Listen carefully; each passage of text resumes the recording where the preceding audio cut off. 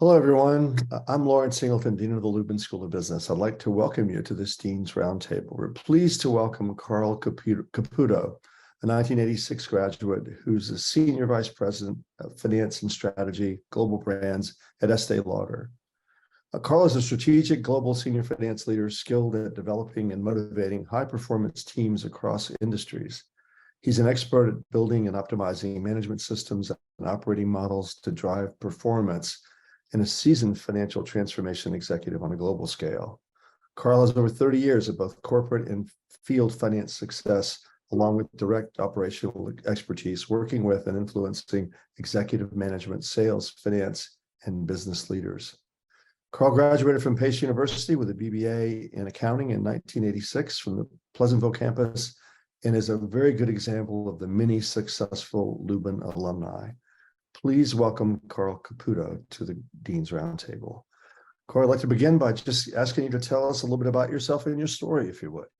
Yeah, thanks, Larry. And now that I hear you read my biography out loud, I'm going to rewrite it and see if I can take off the 30 years and see if I can maybe take off the 1986. Although I guess that's a requirement. So,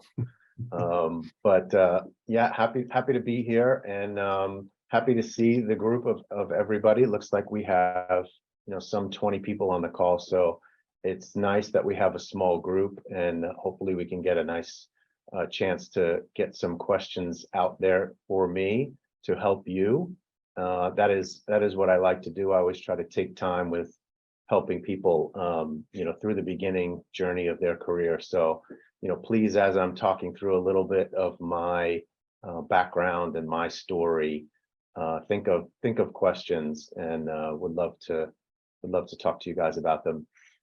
So stepping back on my story for a moment, I did choose Pace University back a long time ago. I chose the Pleasantville campus.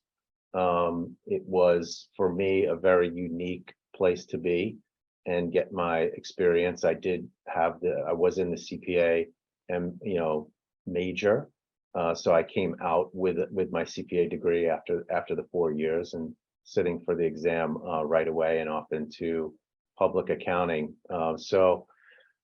Just maybe a minute about my experience on campus there in Pleasantville, and unfortunately not too much interaction with New York City at that time, although I'm sitting at 59th and 5th right now in the GM building on the southeast corner of the park, and that's where I am every day now. I spent a lot of time on campus developing my leadership skills.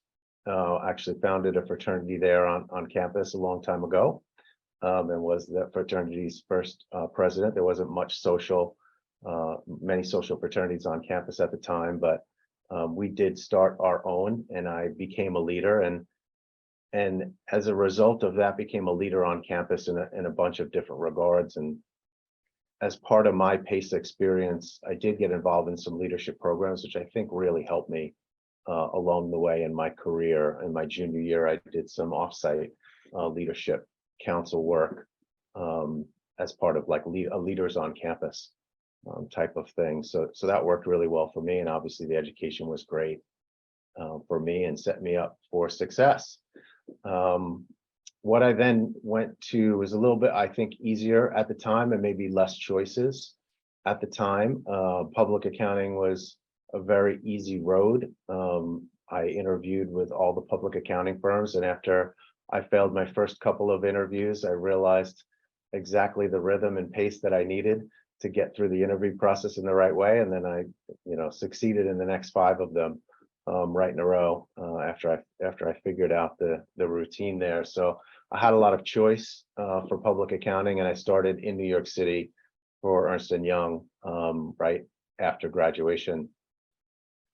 I did spend a couple years there, though, in public accounting, and quickly realized like that was not going to be the track for me.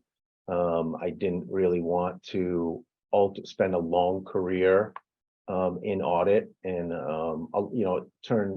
I found after a few years, part of the role is actually selling and building a book of business there, and that wasn't the direction that I wanted to go. And so I quickly moved into the corporate world, into a small company, and I actually followed one of the principals at Ernst & Young at the time to a client, and very quickly got some corporate experience in a small setting.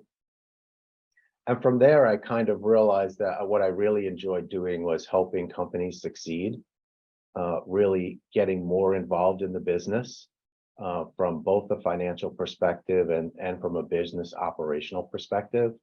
And so that's the path that I ended up taking in my career. And I got some good advice at that company, which I always give to people who are starting their careers. It's really a couple of different points. And one point was, find an industry that you're passionate about, that you really love something about the business. And once you do that, regardless of the role that you find there as your first role, you'll find your path, and you'll find an enjoyable experience in your career, because I think you need to enjoy the industry.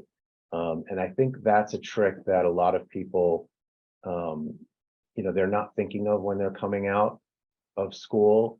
I think in New York, we're very focused on financial services, and we have so many financial services in the city. So everybody thinks like that is the way to go.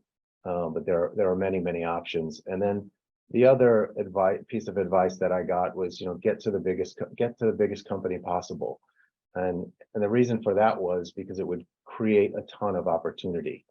And I'm currently at Estée Lauder here in New York City, but our offices are global, and the people that I have on my staff now, even though we're back in the office in New York City, the people on my staff are in California and Brooklyn and Toronto and Paris and London. So it's a very global experience with lots of opportunity.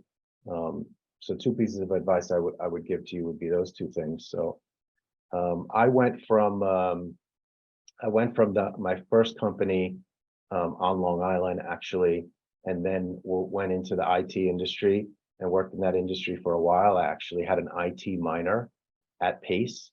And so that was kind of a path, an industry that I thought was interesting to me, and that I could sort of understand the products in a way.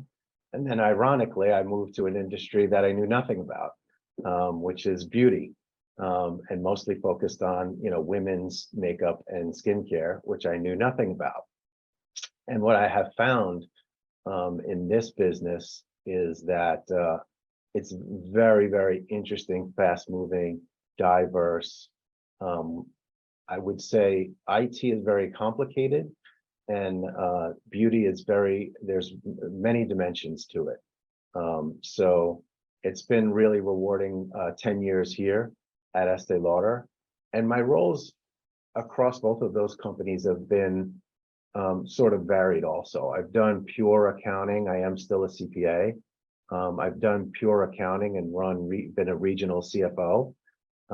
But I've also done a lot of work in corporate FP&A roles and corporate FP&A transformations across my career. And most currently, I'm in a branded role, which is focused on more of the long-term strategy of the brands, a cluster of brands here at the Estée Lauder Companies. So it's more of a long-term financial planning perspective. So I've done a bunch of those different roles. And what I find I'm most passionate about, again, back to the helping companies succeed, is financial planning and analysis is the thing that I've spent the most of my time focused on, making sure they're the right analytics for the companies to run the business in the most successful way, and stay very focused on building those analytics. So I know for you guys, there's probably people on the call with big focuses on analytics, and I, that's something I also am very passionate about, have lots of experience in, and so I would welcome questions about analytics and sort of the variety of different roles that you can find at companies. Maybe I'll take a pause there and try to make this a little more of a conversation with you. I can go on and tell you a lot more about me, but I think it's more interesting to hear about you and some of the questions that that you might have. Thank you for that, Carl, very much. We'd like to open it up now for questions. You can raise your hand physically in the window. You can raise your hand with the raise hand function like this, or if you'd prefer, put it in the chat. And Molly's going to manage the questions. Molly? We have one from Danny, so go ahead. Thank you, Danny, by the way. Thank you, Danny, for being first. Appreciate it. Of course. You mentioned before that you work for Estée Lauder. The new purchase of Tom Ford, how is it affecting the company? How is it? Very interesting question. Yeah, I'm glad that we picked this day to do that. We've been waiting, and it's been in the works for quite a long time. It's a really interesting move for the company.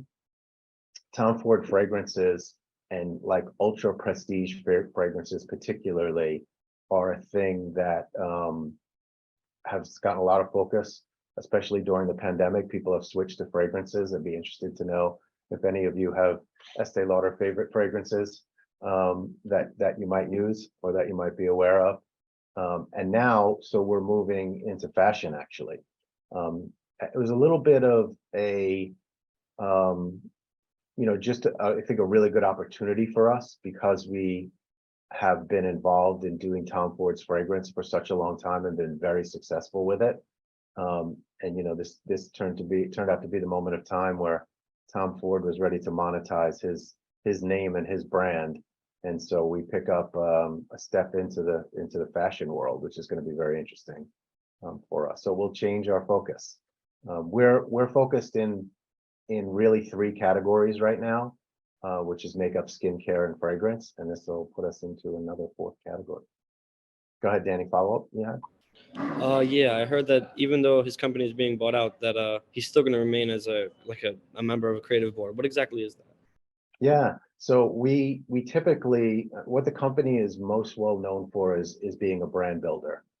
So we have taken smaller brands and turned them into huge brands, and the Lauders are, as a family, great at doing that. And so very typically, we will acquire brands when they're very small and founder-led, as our brand was 70 years ago. And we'll develop those brands over the course of time. And in order to do that, you need to hold on to the passion of the founder.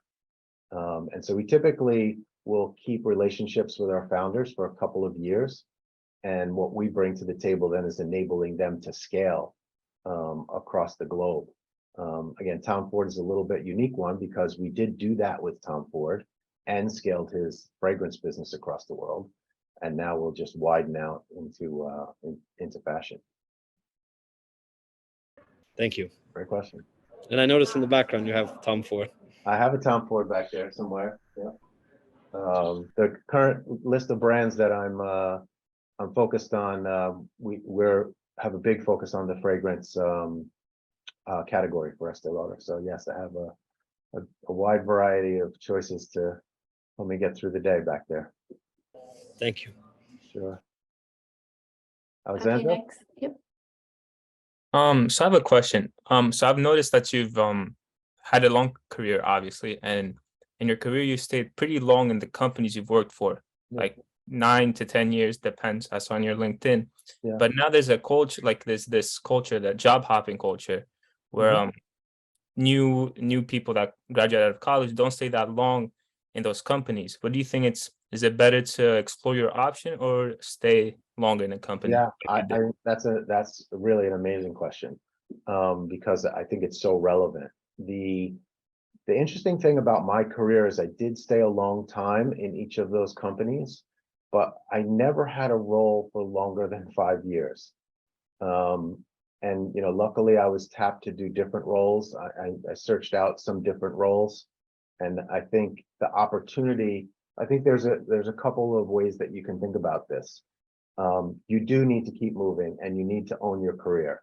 And I think that you should be moving every 4 or 5 years. And that doesn't mean that you're moving up to the next level necessarily, but you need to be doing something new. So you need to, I encourage all the time for people to make sideways moves in your career, that is the best thing that you could ever do.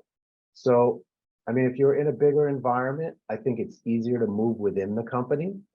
So for example, at the IT company that I was at, I ran and built corporate FP&A.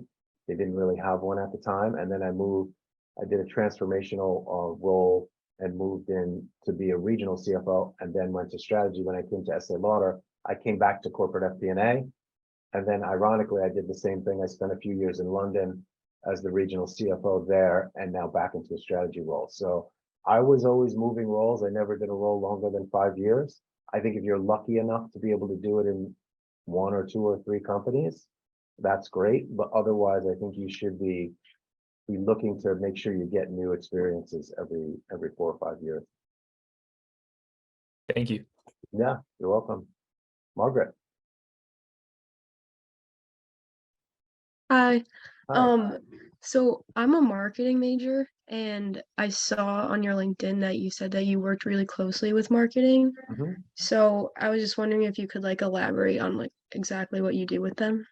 Yeah, I think so. This comes back to the point of, being more operational and being more focused in my finance roles at trying to figure out how I can help the company succeed. And so what I've been lucky, I think in a few of the different companies that I've been at, probably all 3 of the companies that I have had long experience, I sort of started in the center of the company. And when you start in the center of the company, you have the ability to reach out into different functions and learn more about different functions when you're kind of in the center and less focused on like one particular part of the company. So, marketing for us has gotten more and more complicated over time as we get more and more to digital marketing and social media channels, where if you went back 20 years, it was a lot of TV advertising, for example. I want to make sure I'm not frozen. Felt like you froze for me for a second. So working with the marketing teams and understanding the marketing calendars over the course of time with a very sort of cyclical long range business where there'll be a big selling period, during the springtime, and then another big selling period during the Christmas and December holidays. And so we're always focused on what is the calendar of marketing, and now more focused on what are the digital and social media marketing events that we need to be able to deploy to keep ourselves ahead of the curve. So it's finance working very closely with marketing to understand where we're investing our money and what return we're getting for it. Thank you. Sure. More questions? Yeah. Molly, do we have any online? Oh, Sophia has a question. I'm hoping this question helps some of our students that are maybe graduating soon, but you mentioned you had leadership skills from being the president of a fraternity on the Pleasantville campus. When you're looking at resumes or looking to hire, how important are those sort of extracurriculars or other skills beyond what might be learned in a classroom or at an internship? Yeah, it's good. And I do enjoy like trying to help people through their resumes and putting their best face forward in their first couple of opportunities to get internships and jobs, and happy to offer to you guys on the call today. If you'd like to reach out to me, I'm happy to interact with you and help however I can. Sorry, going back to your question again, was more leadership and other things on campus. I think those things are important. I don't think they are game changers. I think if you can get really good experiences in some of the extracurricular activities that you're in, if you do have leadership experiences or unique experiences in those, I think it is worth it. I think a lot of the coursework that you're doing these days actually provides good good and interesting information on your resume. So I'm always interested in seeing what coursework people have done, what projects that they've done or as a result of their coursework, because those things to me are a little bit akin to, work experiences and leadership experiences. So I think people downplay a little bit when they're going out for their first jobs. They're just trying to list other work experiences that they have. But I think it's probably more interesting to me how they talk about what use they made out of their college experiences, whether that be extracurricular things, work things, or coursework type things. So I think they all make a difference. I think you need a well-rounded group of all of those things. More questions? Can I ask, I don't know, out of this group, if where you sit in terms of, are you seniors, juniors? Why did you join today, this conversation, and what are you interested in getting out of it, particularly for yourself in the position that you sit at the university?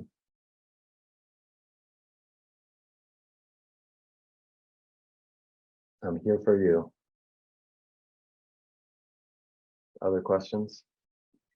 I think piggybacking off of Sophia's question in terms of what you're looking for when people are applying, taking that a step further, as people move throughout the company, what would you say you would look in terms of someone who's on the leadership track? What are skills you look out for as people are climbing that ladder that students should keep in mind and work on honing as they're in their professional career? Yeah, it's interesting because I said it to Larry earlier as we were talking. I am a CPA. I did go into this profession and came to PACE because I was really good at math, so I thought that was probably the thing to do.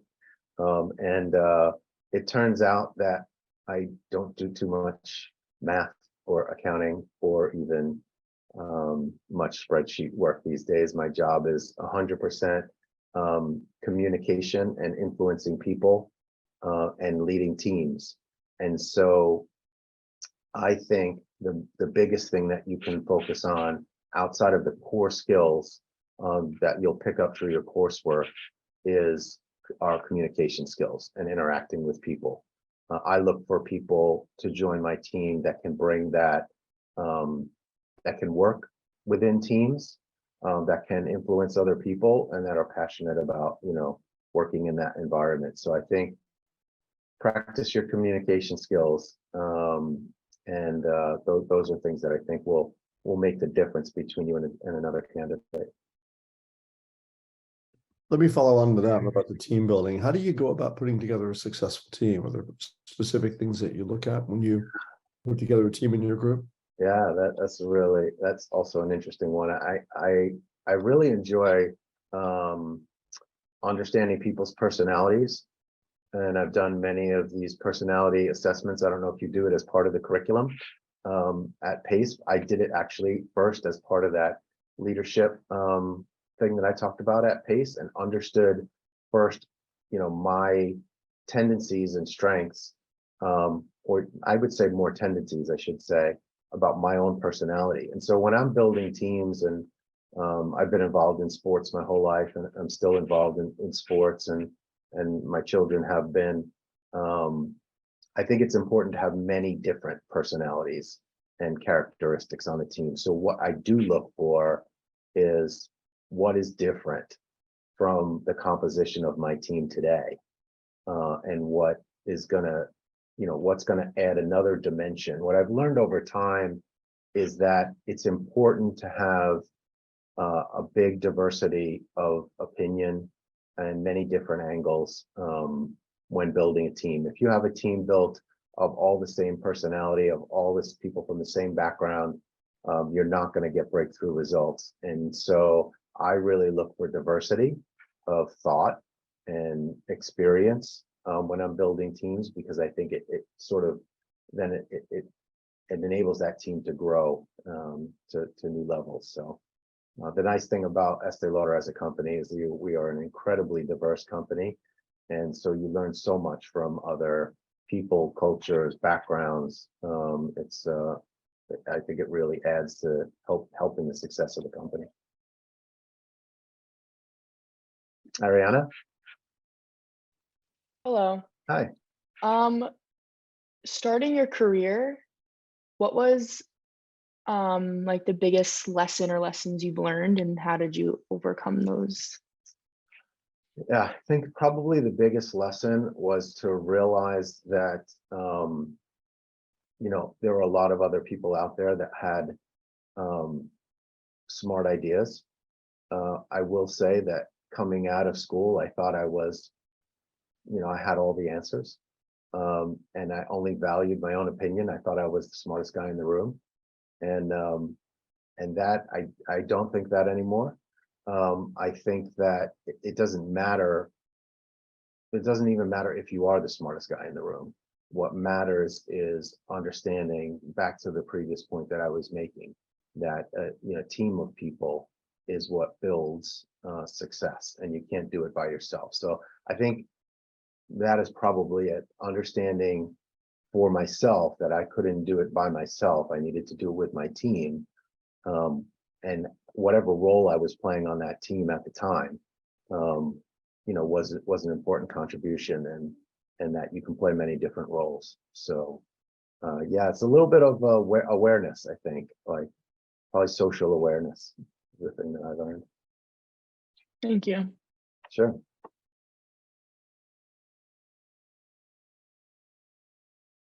Any Molly, questions? some questions in the chat. Some questions in the chat. Yeah. Yeah, it looks like one of them was just coming back to what kinds of things will stand out the most on resumes. This one is specifically talking about marketing, which you may have some insight in working so closely with marketing, but it Yeah. could also in general apply to other students' majors. Yeah, I'll make a general comment about it, and it's advice that I give. I don't know that everybody agrees, and it would be interesting to see what people think about it.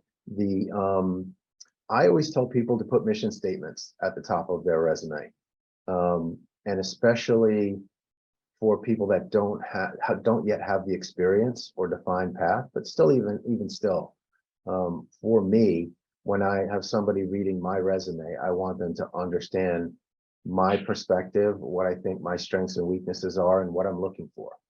And I think especially as you're going out, and marketing can be a very generalized thing, and there can be very many aspects to it.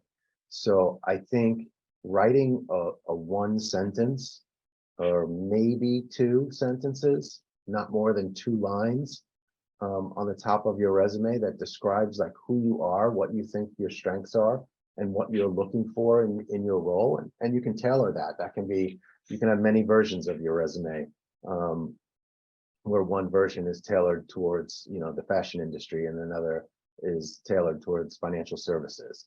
But you can still make a mission statement that tells the reader like who you are and what you're bringing to the table that could be different than others. Because oftentimes you won't have all of the experience that some other person might have, but you can distinguish yourself by telling the reader who you are.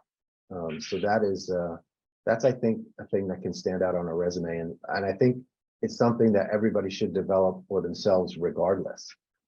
As you're going out there and looking for what's next. I was just talking to someone on my staff yesterday, and she was wondering whether she should apply for another internal position. And she's had, some career experience already. And I said, well, why don't you go back and write your resume as if you've had that new experience for 3 years, and write your resume 3 years in the future, and see what you think that looks like. And that's another trick about like sort of trying to understand where you're going.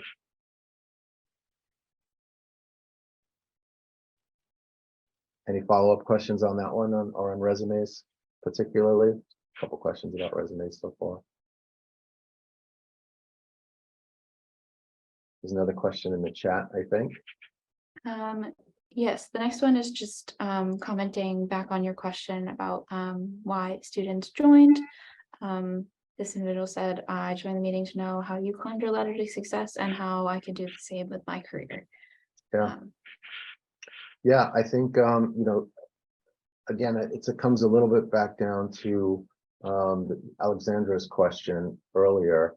I think you have to put yourself in a role that you think can work for you. It's important to look for what is your right first step, and then to keep moving, because there'll certainly be roles that you get and take that don't fit for you, and you can't. I think the trick is not to stick in those roles very long. You can't expect every role to work out perfectly. So I think continuing to move and looking for where, again, it's a place that you're passionate about and something that fits your skill set. That's how you succeed. I was lucky enough, never to actually ask for a role. They always found me, and I think they found me as a result of, me just kind of continuing to put myself out there, trying to help other people in my company, and people understanding, like my passion to make the whole company better. We got another question in the chat. What are some setbacks that you've had to face throughout your career, and what are some things that have surprised you throughout your career? In terms of setbacks, I think that, again, it's trying to find the right spot. And I was aggressive about, I probably shouldn't say I was aggressive, since I spent long times at companies, but in my first experience, I knew I was there too long. And for a few years, I was looking for the right next role to take. And it took about 3 years before I finally did make a move into that next role. And I was probably a little bit too aggressive, I will say, in this case, that I was too aggressive. And I took a role much against the advice that I had gotten, that I expressed to you earlier. I took a role for a company that was less stable. And I realized very quickly that it was not a good decision. And it was actually at a time where I was married and starting a family. So it was a pretty big risk to make a change at that point. But I knew that within a few months that this was not the right opportunity for me. And so I quickly reorganized and got myself into a better opportunity. So that was certainly a setback, and I had to react quickly, and I could have been frozen in the moment. I did take a risk. It didn't work out, but then I moved on from there. So I think you have to just keep your eyes open and keep looking forward. Was there a second part of that question? Yeah, the second part was, what is something that has surprised you throughout your career? I think the surprise comes back to the fact that I really don't do accounting anymore. I have always found that it was a great foundation for me, and I rely on it still to this day. But my career has changed into something different, and maybe it started with some of those leadership experiences. I think I have always been someone who's not afraid to lead and take a risk. There's a few examples of that in my life, and so I have been sort of surprised by how much I have become a communicator and a team builder, which, if you would have asked me that, probably at your age, I would have never said that's where I would have ended up. Spending most of my time in my professional life is being a communicator. If you ask my wife, she wouldn't say that's my first best attribute. So we got another one in the chat from Jesse. When looking for interns, would you say that you look at the experience they have, or would you still accept interns that may not have as much experience, or not even any at all? Yeah, I'm not focused on the experience. It's great if you can get the experience. I know that for a lot of people, it's very hard to get that experience, and especially over these last couple of years, it's been really hard to get experiences. You guys are in a difficult position of having to sat through these last couple of years with not a lot on the table. So I think that, you have to get yourself in the door somewhere, and I think you get yourself in the door by telling your story. There are a lot of great things that you've done throughout the course of your college work, and you just need to expand on that and get yourself in the door and tell the story. So obviously always better if you have a perfect internship on your resume, but I try to look past that for sure, because I feel like some of those things are a little bit luck of the draw, and varied experiences are great, and someone who can tell their story and is passionate about where they're going is more important. Yeah, earlier you mentioned analytics and providing the right kind of data. Are there any specific tools that you would recommend students become comfortable with, or that you use that you find particularly helpful to you in your role?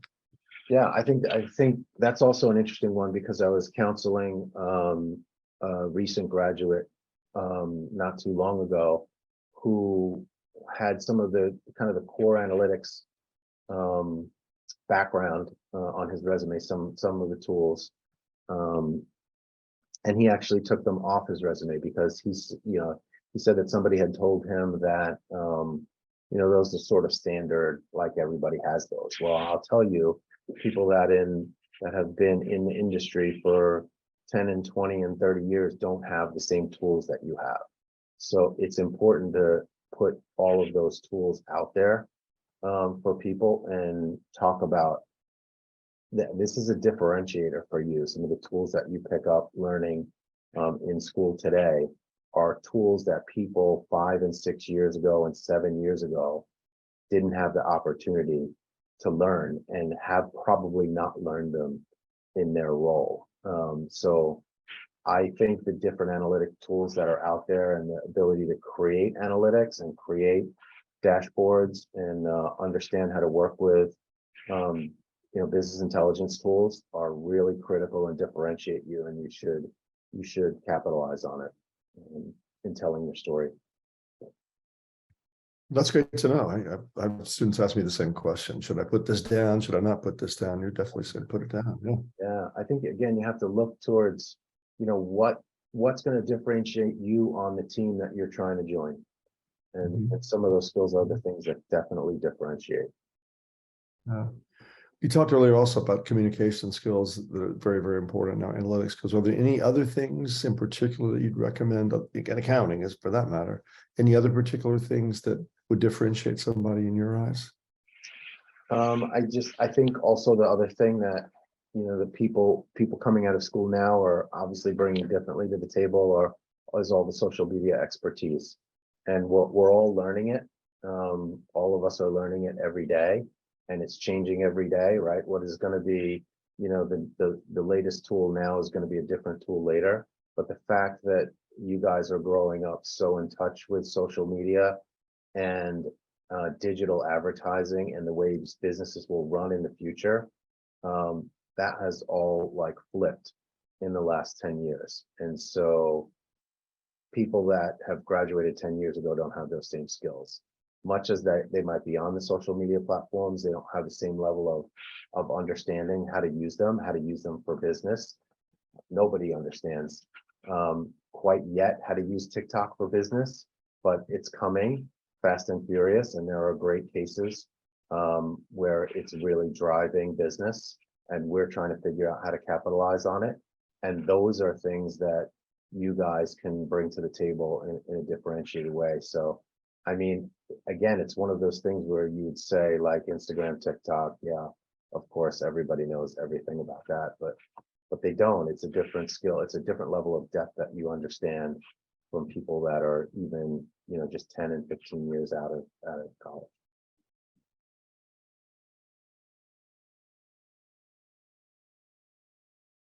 I have so many questions I want to ask you, but I'd rather give the students a chance to answer and to ask the questions. I'll ask one more while hopefully somebody's thinking of something else. But in terms of marketing, obviously social media is so important these days, but what percentage of the company's marketing is put in different outlets? I used to see Estée Lauder commercials on television. I don't watch much television these days, but how does that work these days? Is most of it social? Is it other? Yeah, we made a big shift probably about 4 years ago, and really we made a dramatic shift almost in one single year to change all of our advertising over to digital advertising. I mean, it would be amazing if I showed you some of the charts in what we spent 1 year in non-digital advertising versus the next year in digital advertising, completely flipped. But then again, it's you have to find the right ways to do it. For a while, we were paying influencers to do things. Now people don't want to, watch paid influencers quite as much anymore. And so it's a constant evolution. And I think in the world of marketing, particularly, it's going to continue to be like a fluid, changing digital marketing landscape. It was very easy 15 years ago to run a TV ad. And now even you don't watch TV, Larry. So, but not many other people do. So people are watching TikTok is what they're doing. And so we have to figure out how to capitalize on those trends without trying to make people feel like we're trying to sort of overtly more market our products to them. They would rather see a TikTok ad of Sophia using our product than see our TV ad where Macy's is running a sale on our product. So, but how do you get Sophia to do that? This is the trick. In your industry, can you talk a little about quality of life, work-life balance, I should say, not quality of life. How does that work for you guys? Some things that's a big issue these days, is work-life balance with students. Yeah, it's very interesting. We're trying to play a little bit in the middle of that. We are a very employee-focused company. We are very flexible, but also we are a big creative company and a brand builder, as we said. So you can't succeed at that unless you have people working together in a place. We're currently at 2 or 3 days in the office. It's sort of 2 with a flexible third. We've settled on Tuesday and Wednesday as I'll call them inflexible, but they're still a little bit flexible, and Thursday as a more flexible day. So we're trying to make sure we get communities in the office at least a couple of days a week, and hopefully the 20 people on this call will feel like going into an office 2 or 3 days a week is okay. Hopefully it is, and that's where we're landing right now. I do think I agree with Fabrizio, who's our CEO and an amazing one at that, best I've seen. Yeah, having this balance of having a few days in the office where we know our teams are together, and then a few days where people can be flexible in their working arrangements, I think will be the answer. Well, thanks. Yeah. Everybody's trying to figure that out, right? Yeah, it's a very tricky one. It's very tricky. And we have had to be flexible about it as a result of the trickiness of it.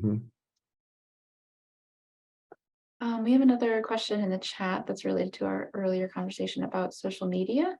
As you mentioned, younger generations have a little more experience with social media. So the question is, since TikTok, as one of the newest ones, is mostly used by Gen Z and they generally know most of the trends, do you think that companies should be more focused on hiring younger people in terms of interacting with TikTok?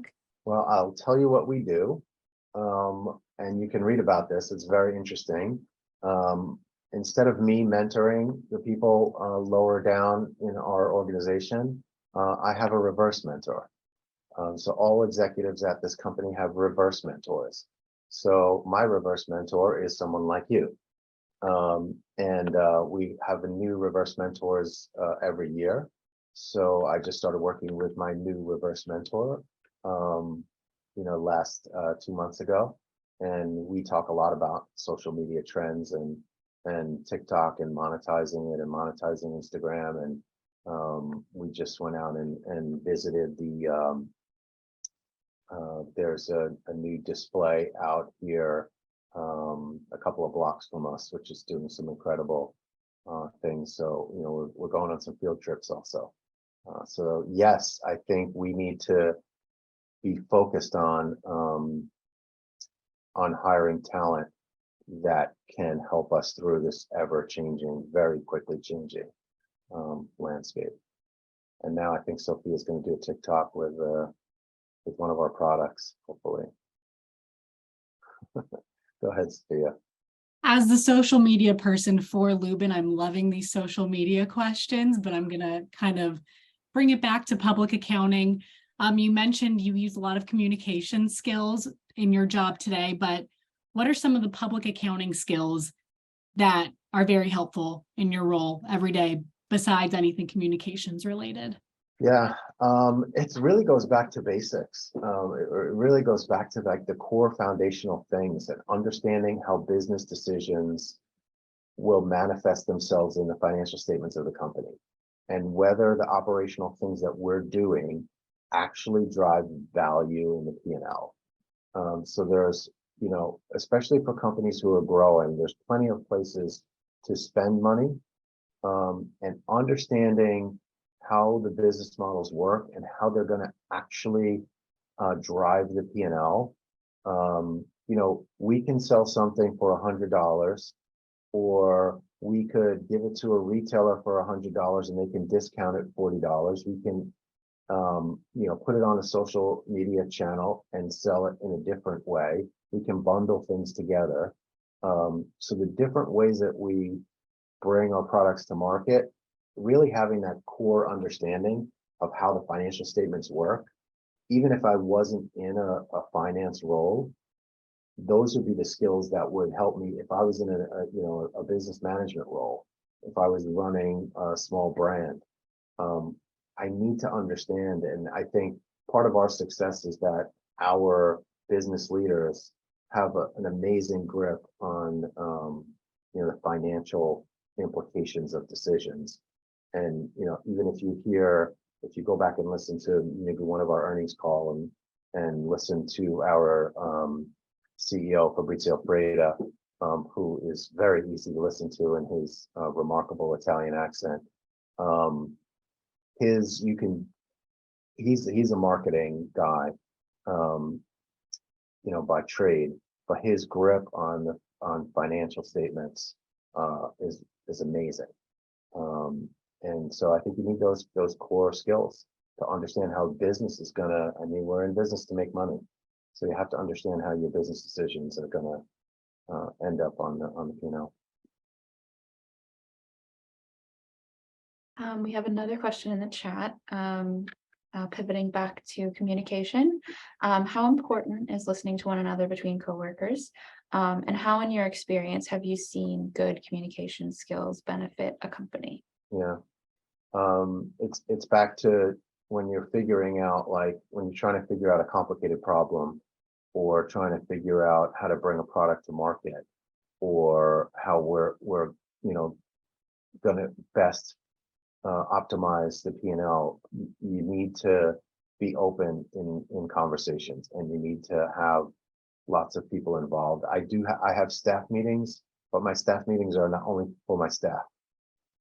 They're wide open. They're kind of open invitation.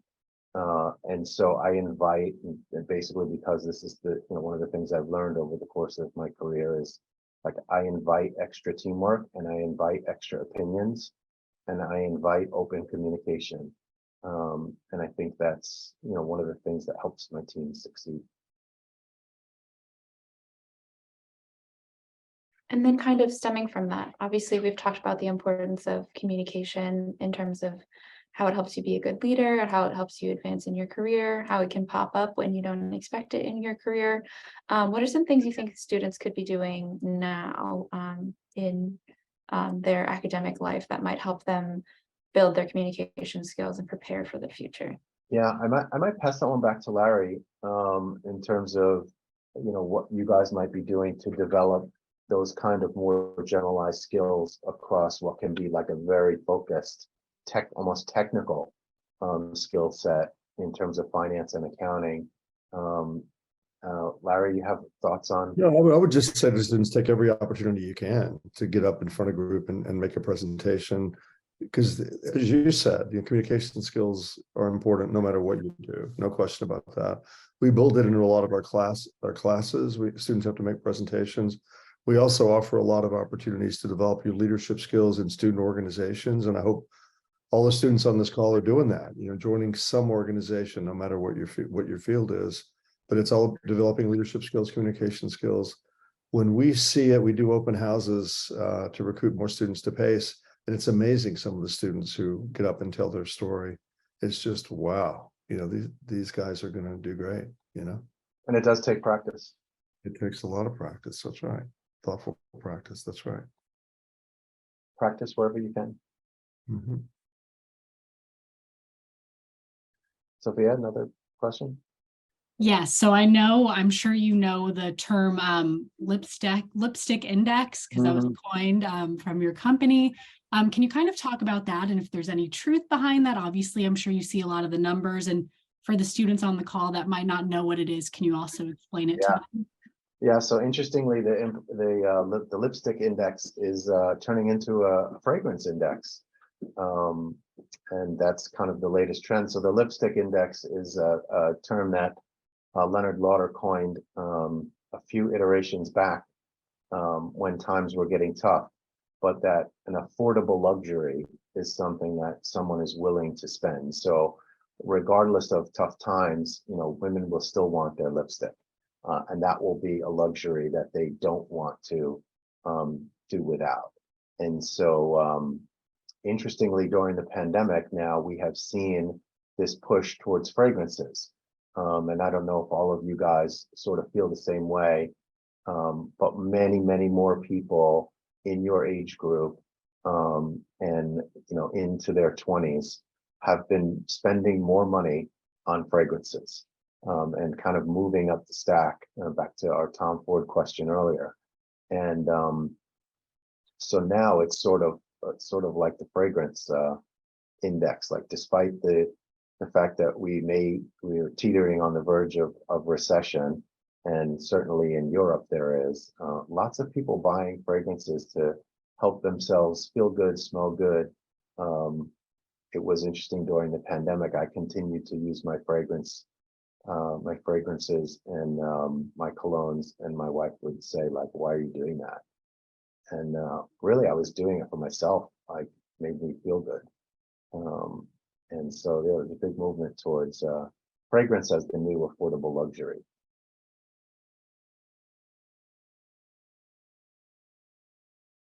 Other questions? This has been great. I really appreciate it. Now, let me ask one last. What is your typical day like? You're a very successful executive. I'm sure, busy. What's it like? What's a typical day like for you? Yeah. So my day is pretty sporadic right now, and mostly because the staff that I have, as I was mentioning earlier on the call, is in many different cities. So there's one sweet spot, like pretty much between 10:30 a.m. and 11, where I could actually have a staff meeting and everybody could attend it from California to Paris. So I do find myself doing my work in a lot of, at different times of the day, and using different tools. So I do use my cell phone a lot, but I put it down at night, for sure, but I will use it sporadically during the day. And so my day is spent a lot of times communicating with people in our cluster runs 11 brands across the globe. And so it's either communication with our leadership in New York here, or trying to drive performance with our teams out in across the globe through video calls and staff meetings, and hopefully getting a few more in-person or partially in-person meetings. But then following up at odd times of the day. So I try to catch it in waves. I'll catch it a little bit early, take a break, and then catch it a little later. Great. Yeah. it's amazing what technology allows you to do. You can deal with people around the world like that. Yeah, I think you just have to make sure that you're pacing yourself and you're taking breaks during the day. And I have a standing desk now, so I'm spending more time standing, which was during the pandemic, I found I was sitting for many, many hours of the day. And now I'm trying to make sure I take my work day in a more with more variety. Yeah. Well, thank you for that. And thank you for being with us this afternoon. I'm sorry we've run out of time, but you're obviously a very successful person, very successful alumnus of the Lubin School of Business, Pleasantville campus. I really appreciate all that you've done to be here with us today. We have a small token of our appreciation, but unfortunately I can't hand it to you through the screen. So please look for a package coming soon. Yeah, in the mail. And I want to thank all the students who are on this call, everybody on the call. Thanks for being here, and hope everybody has a great rest of your day.